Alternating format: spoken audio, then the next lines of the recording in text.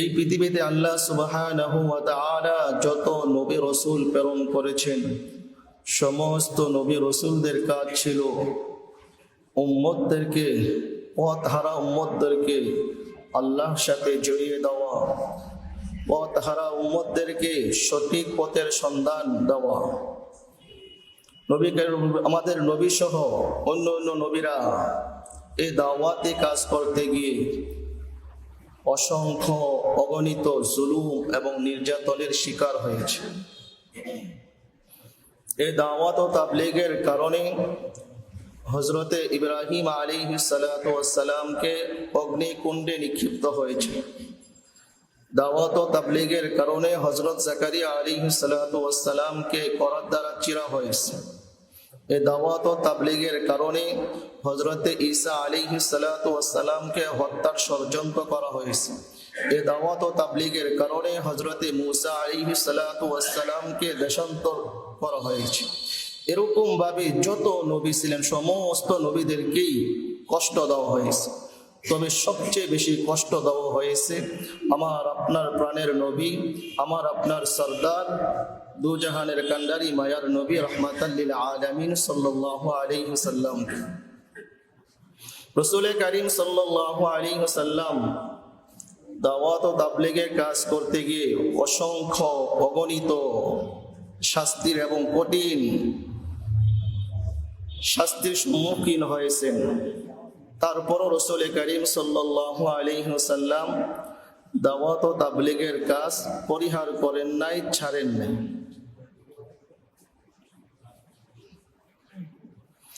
রাসূল কারীম সাল্লাল্লাহু আলাইহি ওয়াসাল্লাম নিজে কষ্ট সহ্য করেছেন, বরদাশত করেছেন, কিন্তু সাহাবায়ে কেরামকে যখন জুলুম ও নির্যাতন করা হলো, তার পরিবার পরিজনদেরকে যখন জুলুম ও নির্যাতন করা হলো, রাসূল কারীম সাল্লাল্লাহু আলাইহি ওয়াসাল্লাম সাহাবায়ে কেরামের কষ্টের প্রতি লক্ষ্য রেখে তাদেরকে হাবশায় হিজরত করার অনুমতি প্রদান করেন। মুসলমানরা হাবশায় হিজরত করে চলে যাওয়ার পরে সেখানকার যিনি বাদশাহ ছিলেন, হাবশার বাদশাহ নাজ্জাশী, তিনি তাদেরকে আশ্রয় দিলেন।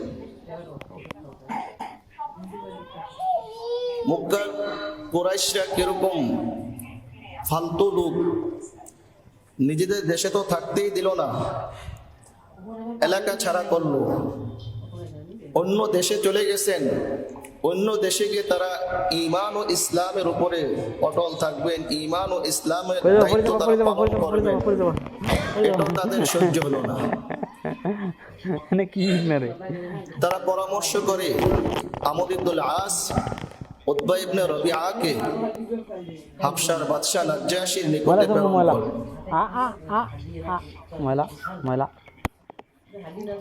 তারা গিয়ে বললেন যে মক্কা যে সমস্ত লোকেরা আপনার দেশে চলে আসছে তারা বিদ্রোহী, এই সমস্ত লোকেরা ভালো নয়, তাদেরকে আমাদের হাতে সুপুর্দ করেন, আমাদের নিকটে তাদেরকে সুপুর্দ করেন। তো নাজ্জাশীর বাদশা খুবই বিচক্ষণ চালাক মানুষ ছিলেন। তিনি বললেন যে আমি তোমাদের কথা শুনে তাদেরকে তোমাদের হাতে সুপুর্দ করতে পারি না, আমি মুসলমানদের কথা শুনতে হবে, মুসলমানদের কথা শুনি, তারপরে যা সিদ্ধান্ত আমার সিদ্ধান্ত নিব। হাবশার বাদশা নাজ্জাশী মুসলমানদের কথা শোনার জন্য যখন শুনতে চাইলেন, তখন হযরতে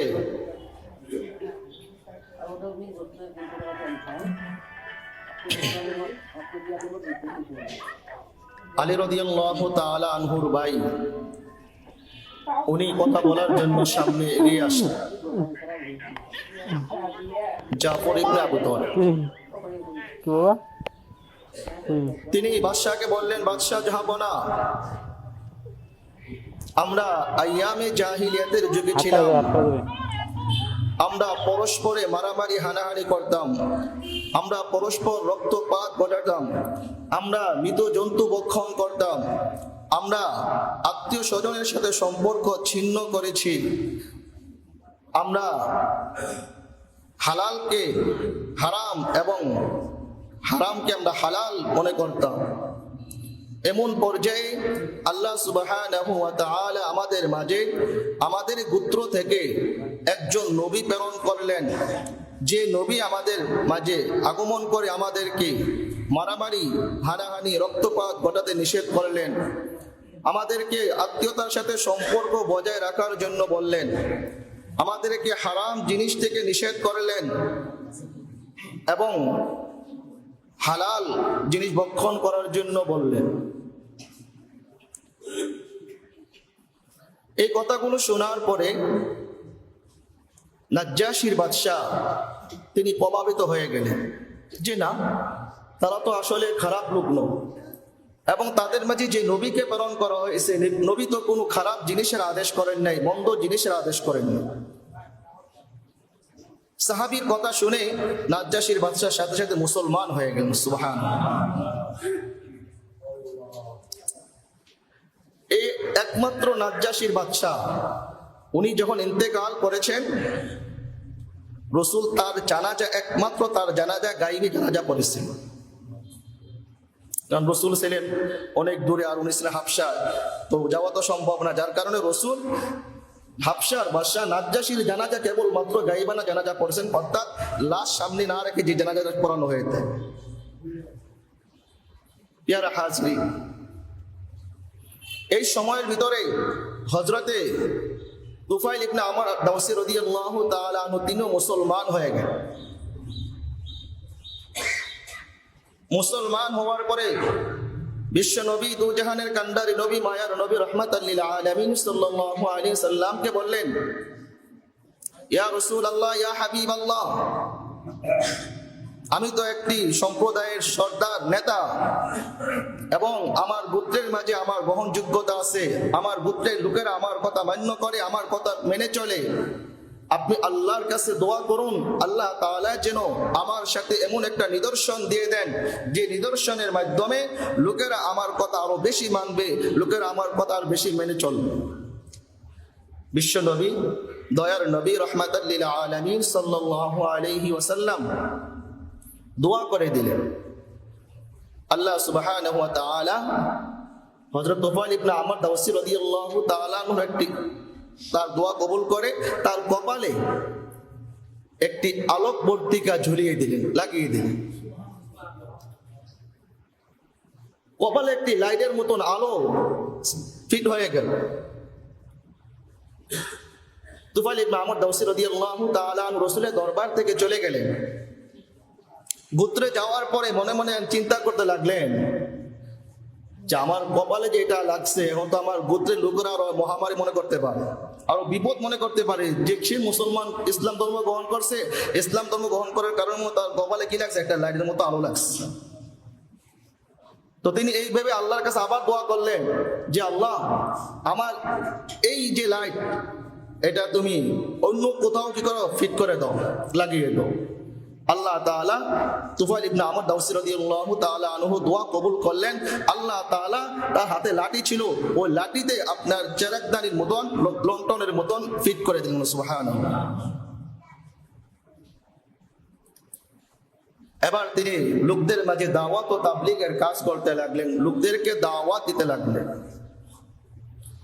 কিন্তু তার যে আশা প্রত্যাশা ছিল, যেহেতু আমি গোত্রের সর্দার, আমার সাথে এক ধরনের একটা মুজিজা বা কাশফ প্রকাশিত হয়েছে, সুতরাং লোকেরা দলে দলে আমার কথা অনুযায়ী ইসলাম ধর্ম গ্রহণ করবে, ইসলামের পথে চলে আসবে। কিন্তু তার আশা অনুযায়ী তদ্রুপ লোকেরা ইসলাম ধর্ম গ্রহণ করতেছে। এবার আবার রাসূলের দরবারে চলে আসলেন, বললেন, ইয়া রাসূলুল্লাহ, ইয়া হাবিবাল্লাহ, আপনি দোয়া করে দিন যাতে লোকেরা, আমার দাওয়াতে লোকেরা বেশি বেশি ইসলামে দীক্ষিত হয়, ইসলামে প্রবেশ করেন, ইসলাম ধর্ম গ্রহণ করেন। রাসূল কারীম সাল্লাল্লাহু আলাইহি সাল্লাম হযরত তুফাইল ইবনে আমর দাওসী রাদিয়াল্লাহু তাআলা আনহুর জন্য দোয়া করে দিলেন। এবার গিয়ে যখন তার সম্প্রদায়ের নিকটে দাওয়াত তাবলীগের কাজ করতে লাগলেন, দাওয়াত দেওয়া শুরু করলেন, এবার দলে দলে লোকেরা তার দাওয়াতে ইসলাম ধর্ম গ্রহণ করতে লাগলেন। এবং কি তাবুকের যুদ্ধে 70 থেকে 80টি পরিবারকে ইসলাম ধর্মে দীক্ষিত করে তাবুকের যুদ্ধে অংশগ্রহণ করান এবং প্রত্যেকেই ওই যুদ্ধে সশরীরে অংশগ্রহণ করেছেন। সুবহানাল্লাহ। এখন এই সময়ের ভিতরে রাসূলের যিনি সবচেয়ে হেফাজতকারী ছিলেন, রাসূলের চাচা খাজা আবু তালেব ইন্তেকাল করছে। আগে তো খাজা আবু তালেবের জন্য মক্কার মুশরিকরা রাসূলের উপরে হাত তোলার সাহস পায় না। যখন এই আবু তালেব ইন্তেকাল করলেন, মক্কার মুশরিকরা রাসূল করিম সাল্লাল্লাহু আলাইহি সাল্লামকে কষ্ট দেওয়ার ক্ষেত্রে কোনো পন্থাই তারা বাদ রাখলেন।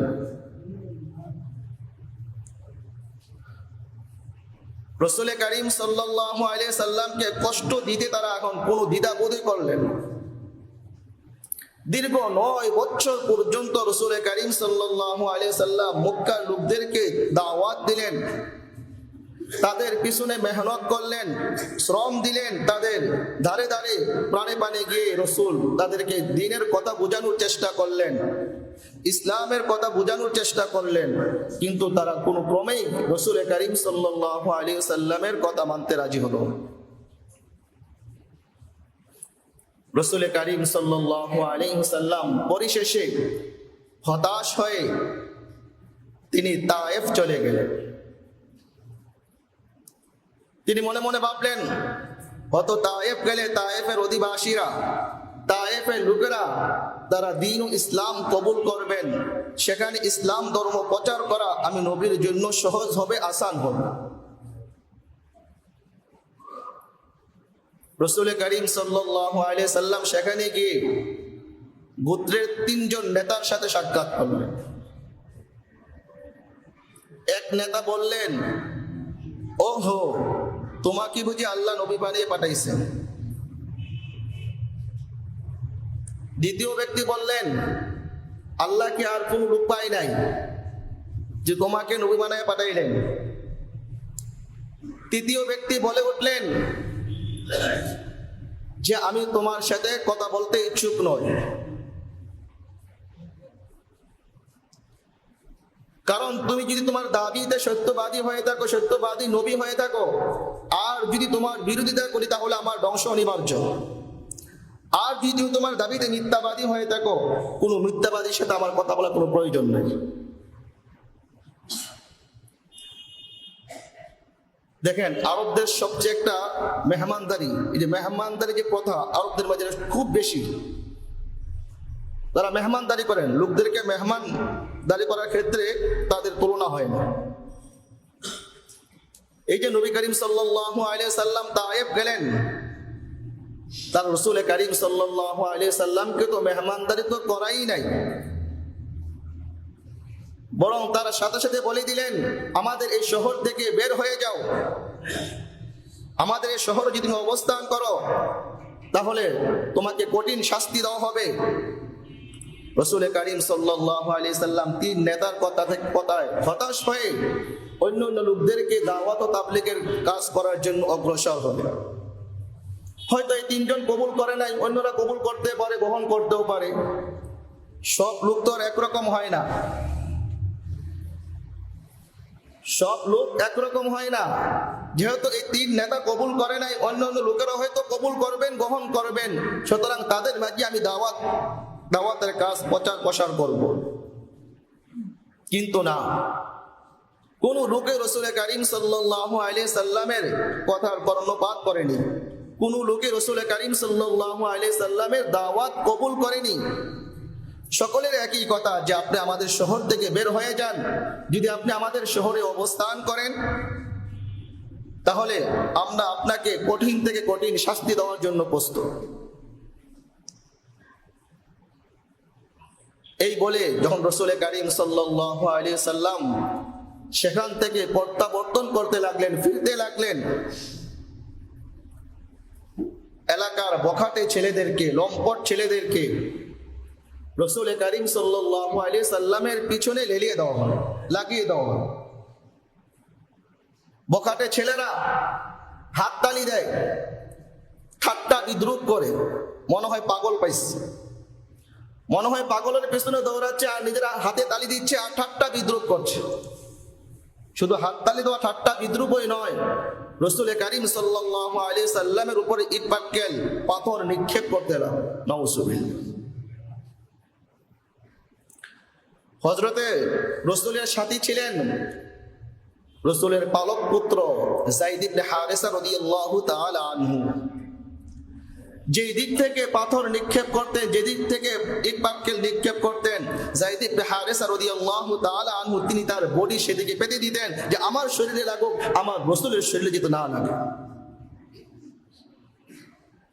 যায়েদ ইবনে হারেসা রাদিয়াল্লাহু তাআলা আনহু রক্তাক্ত হয়ে গেলেন। এমনকি এক পর্যায়ে আমার আপনার নবীও রক্তাক্ত হয়ে গেলেন। রসুলের চেহারা থেকে রক্ত বেয়ে রসুলের জুতা সাথে রসুলের পা জমাট বেঁধে গেল।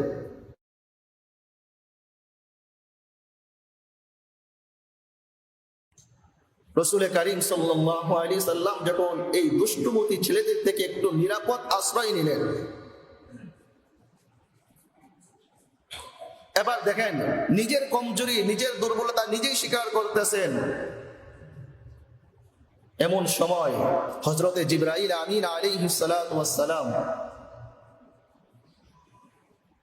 জিবরাইল আমিন আলাইহিস সালাতু ওয়াস সালাম রাসূলের কাছে এসে সালাম পেশ করলেন। রাসূলকে বললেন, ইয়া রাসূলুল্লাহ, ইয়া হাবিবাল্লাহ, আমার সাথে পাহাড়ের দায়িত্বে যে ফেরেশতা আছে ওই ফেরেশতাকে আল্লাহ তাআলা পাঠিয়েছেন। আপনি এখন যে অনুমতি দিবেন সেই অনুমতি বাস্তবায়ন করা হবে, কার্যকর করা হবে। দেখেন আমার আপনার নবী কতটুকু দয়ালু নবী, আমার আপনার নবী কতটুকু দয়ালু নবী, মায়ার নবী, রাহমাতাল লিল আলামিন। যে নবীকে ইট পাটকেল মেরে, পাথর মেরে পুরো শরীর রক্তাক্ত করে ফেলা হলো, এখন পাহাড়ের দায়িত্বে ফেরেশতা সামনে অগ্রসর হয়ে রসুলকে আবার উনিও সালাম পেশ করলেন। বললেন, ইয়া রাসূলুল্লাহ, আমি পাহাড়ের দায়িত্বে ফেরেশতা, আপনি আমাকে অনুমতি দেন, যে অনুমতি দেবেন সেটাই বাস্তবায়ন করা হবে। আপনি যদি অনুমতি দেন তাহলে দুই পাহাড়কে একসাথে করে পুরা তায়েফবাসীকে শেষ করে দেওয়া হবে। আর যদি আপনি অন্য কোনো শাস্তি দিতে চান তাহলে সেটাও দেওয়া হবে। আপনার মর্জি অনুযায়ী, আপনার মত অনুযায়ী আপনি যেই শাস্তির কথা বলবেন ওই শাস্তি আজকে তায়েফবাসীদেরকে দেওয়া হবে। কিন্তু আমার আপনার পানের নবী একটাই কথা বললেন, আল্লাহুম্মা গফির লিকওমি ফাইন্নাহুম লা ইয়ালামুন, আল্লাহুম্মা গফির কওমি ফাইন্নাহুম লা ইয়ালামুন। হে আল্লাহ, তুমি আমার সম্প্রদায়ের লোকদেরকে ক্ষমা করে দাও, মাফ করে দাও। এই লোকগুলো না বোঝার কারণে, আমার সম্মান সম্পর্কে অভিহিত না হওয়ার কারণে, না জানার কারণে তারা আজকে আমার সাথে দুর্ব্যবহার করতেছে, মন্দ ব্যবহার করতেছে, খারাপ ব্যবহার করতেছে। তারা যদি জানতো তাহলে আমার সাথে দুর্ব্যবহার করতো না, মন্দ ব্যবহার করতো না। এবং রাসূল করিম সাল্লাল্লাহু আলাইহি সাল্লাম সাথে সাথে বলে দিলেন, ও ভাই জিবরাইল, যদি তাদেরকে ধ্বংস করে দেওয়া হয়, তায়েফবাসীদেরকে যদি ধ্বংস করে দেওয়া হয় তাহলে তারা ধ্বংস হয়ে যাবে, তারা পুরো ফ্যামিলি ধ্বংস হয়ে যাবে। কিন্তু আমি আল্লাহর কাছে আশাবাদী, তারা যদিও ইসলাম ধর্ম গ্রহণ করতেছে না, তাদের পরবর্তী প্রজন্ম হয়তো ইসলাম ধর্ম গ্রহণ করবে। এই লোকগুলা যদিও ইসলাম ধর্ম গ্রহণ করতেছে না, ইসলামে দীক্ষিত হচ্ছেন না, মুসলমান হচ্ছেন না, তাদের পরবর্তী জেনারেশন, তাদের সন্তানরা হয়তো ইসলাম ধর্ম গ্রহণ করবে। আর তাদেরকে যদি ধ্বংস করে দেওয়া হয় তাহলে তো পুরাই ধ্বংস হয়ে গেল। সুতরাং রাসূল দোয়া করলেন, আল্লাহ তুমি আমার এই গোত্রের লোকগুলাকে মাফ করে দাও। প্যারা হাজিরিন, যে নবীর উম্মত বলে আমরা দাবি করি, যে নবীর উম্মত বলে আমরা গর্ব করি, ওই নবী তায়েফের ময়দানে রক্ত ঝরালেন, উহুদের ময়দানে রক্ত ঝরালেন, দান মুবারক শহীদ করলেন। ওই নবী আরশে আজিম গিয়ে আমাদেরকে বলে নাই, ওই নবী কবরে শুয়ে আমাদেরকে বলে নাই ইয়া উম্মতি বলে শুধু অস্থির পেরেশান, আমার উম্মতের কি হবে, আমার উম্মতের কি হবে, আমার উম্মতের কি হবে। রাসূল বলতেছেন আমার উম্মতেরা জাহান্নামে যাওয়ার জন্য পঙ্গপালের ন্যায় দৌড়াচ্ছে, আর আমি নবী তাদের কোমর ধরে ধরে জাহান্নাম থেকে নাজাত দিচ্ছি, বাঁচাইতেছি। বলুন সুবহানাল্লাহ। আমার নবী, মায়ার নবী, প্রাণের নবী, রাহমাতাল লিল আলামিন সাল্লাল্লাহু আলাইহি ওয়াসাল্লাম, এত দয়া এত মায়া, কাল কিয়ামতের ময়দানে, হাসরের ময়দানে আমরা সকলে জানি রাসূল নিজ হাতে হাউজে কাউসার থেকে জান্নাতীদেরকে পানি পান করাবেন। রাসূল নিজ হাতে হাউজে কাউসার থেকে পানি পান করাবেন। রাসূলের হাতে হাউজে কাউসার থেকে পানি পান করতে রাজি আছে আমরা ইনশাআল্লাহ? আল্লাহ কবুল করেন। তাহলে রাসূলের হাতে যদি হাউজে কাউসার থেকে পানি পান করতে চান, তাহলে রাসূলের সুন্নাহকে আঁকড়ে ধরতে হবে। রাসূলের যে সমস্ত সুন্নতগুলো আছে, ওই সুন্নতগুলো যদি আমল করি, তাহলে কাল কিয়ামতের ময়দানে রাসূলের বিশেষ সুপারিশ পাওয়া যাবে এবং রাসূলের হাতে হাউজে কাউসারে পানি পান করা যাবে। রাসূল যখন হাউজে কাউসারের নিকটে দাঁড়িয়ে লোকদেরকে পানি পান করাবেন, একে একে সকলে পানি পান করতে যাবেন। একদল লোক যখন রাসূলের নিকটে পানি পান করার জন্য যাবেন, দূর থেকে ফেরেশতারা তাদেরকে বাধা দিবেন, না তোমাদেরকে যেতে দেওয়া হবে না। রাসূল এই অবস্থা দেখে ফেলবেন। রাসূল বলবেন ব্যাপারটা কি? ওরা হাউজে কাউসার থেকে পানি পান করার জন্য আসছে, ওদেরকে কেন তাড়িয়ে দেওয়া হচ্ছে, তাদেরকে কেন আসতে দেওয়া হচ্ছে না? তখন ফেরেশতারা বলবেন ইয়া রাসূলুল্লাহ, ইয়া হাবিবাল্লাহ, এই যে সমস্ত লোকগুলা যে কোরআনের জন্য আপনি দান মুবারক শহীদ করেছিলেন, দাঁত মুবারক শহীদ করেছিলেন, যে কোরআনের জন্য আপনি রক্ত ঝরিয়েছিলেন, যে কোরআনের জন্য আপনি শরীর থেকে রক্ত ঝরাইছেন, যে কোরআনের জন্য আপনি সারা জীবন আপনার জীবনকে উৎসর্গ করে দিয়ে আসছেন, আপনি যখন দুনিয়া থেকে চলে আসছেন, এই সমস্ত লোকগুলা কোরআনের উপরে আমল করে নাই, কোরআনকে পরিবর্তন করে ফেলেছে।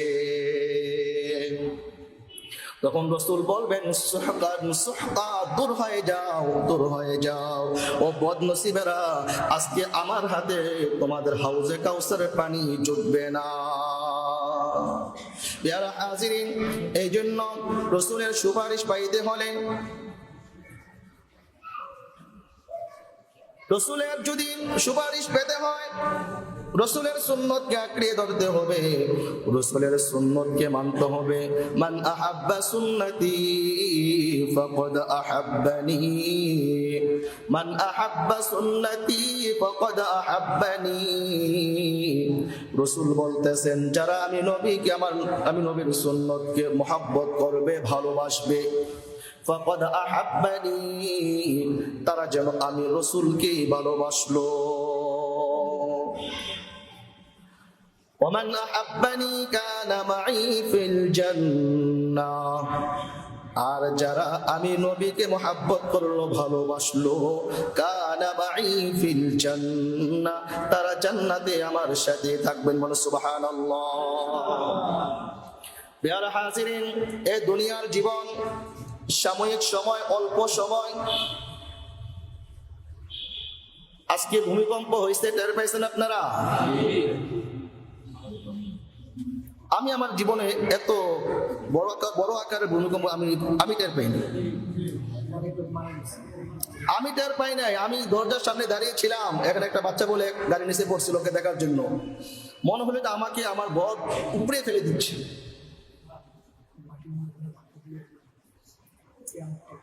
অল্প একটু, আল্লাহ কিন্তু এটাই বলতেছেন, আমি বান্দা তোমাদেরকে সতর্ক করি, বান্দা তোমরা কেন সতর্ক হও না?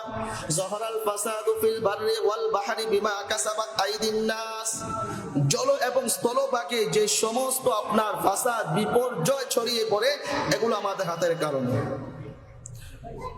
দুনিয়াতে যত জিনা ব্যভিচার হবে, সুদ ঘুষের কারবার হবে, সেখানে তত বেশি আপনার অগ্নি আগুন লাগার ঘটনা ঘটবে, আপনার ভূকম্পন হবে। এখন তো আমাদের যিনি রাষ্ট্রপ্রধান উনি 1 নম্বর সুদখোর। তো আল্লাহ তাআলা আমাদেরকে সতর্ক করতেছে, বান্দা সতর্ক হও, সুদ ঘুষে দুনিয়া ভরে গেছে। এই জলভাগে স্থলভাগে যত মহামারী দেখা দিচ্ছে, যত অন্যায় অপরাধ দেখা দিচ্ছে, এগুলো সুদ ঘুষ জিনা ব্যভিচারের কারণে। হাদিসে আল্লাহ রাসূল বলেছেন, সুদ ঘুষ জিনা ব্যভিচার যত বৃদ্ধি পাবে, তত অগ্নিকাণ্ড, তত আপনার মহামারী, তত আপনার ভূকম্পন বৃদ্ধি পেতেই থাকবে। এই জন্য আমার আল্লাহ বলতেছেন, বান্দা লাআল্লাহুম ইয়ারজিউন, ফিরে আসো, ফিরে আসো, উল্টা পথ থেকে সত্যের পথে ফিরে আসো, খারাপ পথ থেকে ন্যায়ের পথে ফিরে আসো, ভালো পথে ফিরে আসো। আমি তোমাদেরকে মাঝে মধ্যে সতর্ক করতেছি, সাবধান করতেছি। এই সাবধান করার পরও যদি সতর্ক না হও, তাহলে কিন্তু পরকালে এর চেয়ে কঠিন থেকে কঠিন শাস্তি তোমাদের জন্য অপেক্ষা করতেছে।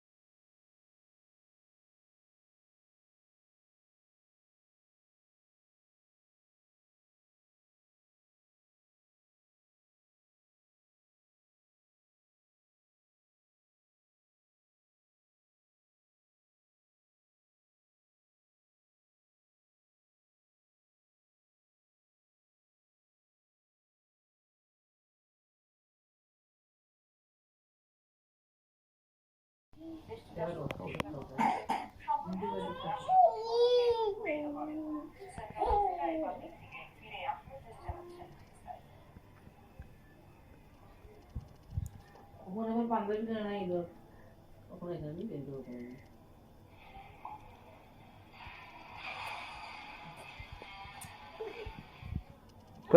পড়ে যাবা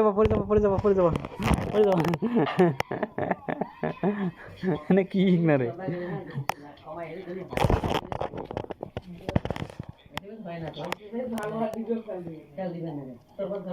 ময়লা সব ময়লা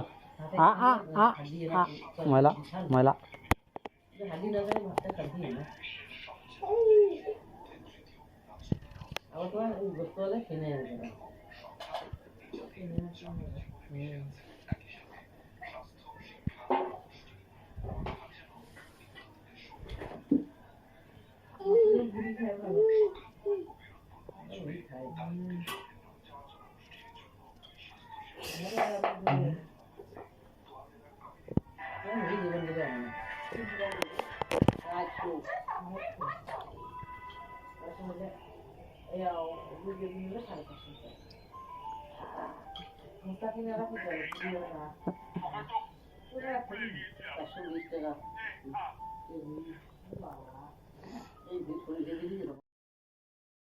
বিসমিল্লাহির রহমানির রহিম। আসসালামু আলাইকুম। দিন প্রচারের স্বার্থে চ্যানেলটি সাবস্ক্রাইব করুন। আল্লাহ হাফেজ।